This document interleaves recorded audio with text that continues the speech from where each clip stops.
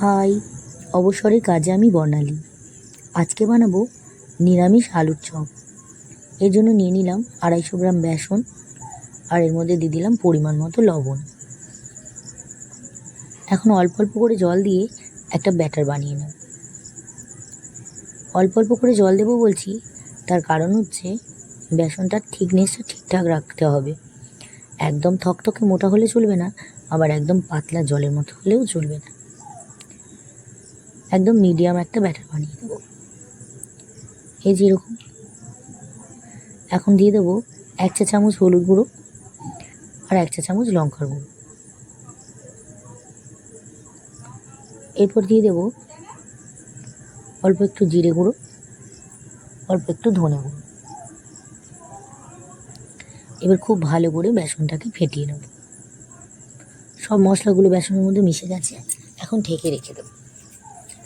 এরপর কড়াইতে দিয়ে দিলাম বেশ কিছু গোটা মশলা, দারচিনি, লবঙ্গ, এলাচ, জায়ফল আর জয়িত্রী। এবার শুকনো খোলায় নেড়ে চেড়ে ভেজে নেব।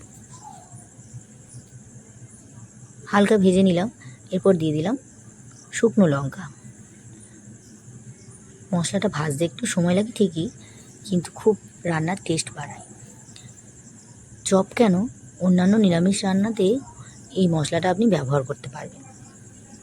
এখন দিয়ে দিলাম সেদ্ধ করা আলুর মধ্যে পরিমাণ মতো লবণ আর ভাজা মশলা। এবার হাত দিয়ে খুব ভালো করে সব আলুগুলোকে মেখে নিতে হবে। ভাজা মশলাটা আমি শিলেতে গুঁড়ো করে নিয়েছিলাম। আলুটাকে ভালো করে মাখতে হবে যেন আলুর মধ্যে কোনো দানা দানা ভাব না থাকে। এখন দিয়ে রাখলাম অল্প একটু ধনে গুঁড়ো। এরপর কড়াইতে দিয়ে দিলাম 1 চামচ সর্ষের তেল। তেলের মধ্যে দিয়ে দিলাম কাঁচা লঙ্কা কুচি। নেড়ে চেড়ে কাঁচা লঙ্কা কুচিটা ভেজে নেব। এরপর দিয়ে দেবো আদা বাটা। নেড়ে চেড়ে আদাটাকেও হালকা ভেজে নিলাম। এখন দিয়ে দিলাম 1 চা চামচ হলুদ গুঁড়ো।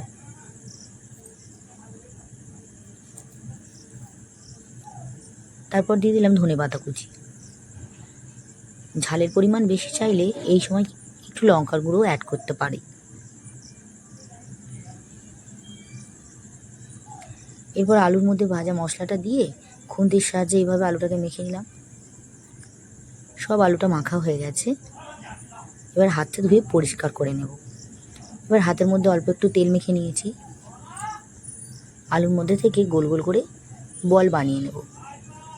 এগুলো থেকেই আমি চপ বানাবো। সব আলু থেকে সমস্তটা আগে লেচির মতো কেটে নেব। সব লেচি কাটা হয়ে গেছে। এখন আলুটা ঠান্ডা হয়ে যাওয়ার জন্য একটু চটচটে হয়ে গেছে, তাই উপর থেকে আমি দিয়ে দিচ্ছি অল্প একটু বেসনের গুঁড়ো। আপনারা চাইলে বেসনের বদলে ময়দাও ব্যবহার করতে পারেন। এবার ভালো করে ঘুরিয়ে ঘুরিয়ে একদম গোল করে নিলাম। কড়াইতে হাই ফ্লেমে তেলটা গরম করে নিলাম। বেসনটাকে আরেকবার ফেটিয়ে নিলাম। এবার একটা হাতের মধ্যে অল্প একটু ময়দার গুঁড়ো দিই। এবারে আলুর বল থেকে এইভাবে চপের শেপ দিয়ে নেব। হাতের মধ্যে চেপে চেপে চপ যেরকম হয় ওরকম গোল গোল করে একটা একটা করে নেব। বেসনের মধ্যে ডোবাবো। এইভাবে কোট করে নিয়েছি বেসনের মধ্যে। এবার হালকা হাতে এইভাবে ছেড়ে দেব। খুব সাবধানে কিন্তু ছাড়তে হবে। গ্যাসের ফ্লেমটা মিডিয়ামে দিতে হবে। আমি কিন্তু একা হাতে চপ বানাতে বানাতে গ্যাসের ফ্লেমটা হাই থেকে মিডিয়ামে দিতে ভুলে গিয়েছি। গ্যাসের ফ্লেমটা মিডিয়ামে রাখাটা খুবই জরুরি, নাহলে ভেতর থেকে চপ কাঁচা রয়ে যাবে আর বাইরেটা ভাজা হয়ে যাবে।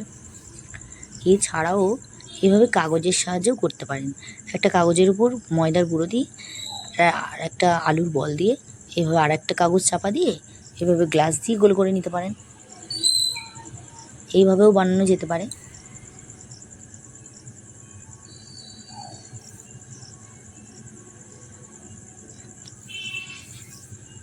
আবারও একবার দেখিয়ে দিলাম।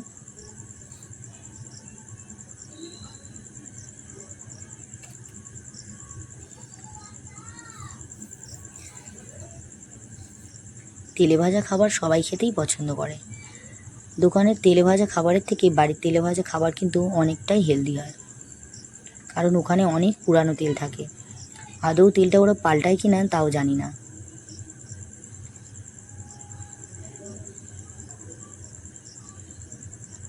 ব্যাস, সব চপ ভাজা হয়ে গেছে, তৈরি নিরামিষ আলুর চপ। ভিডিওটি ভালো লাগলে লাইক করবেন, শেয়ার করবেন।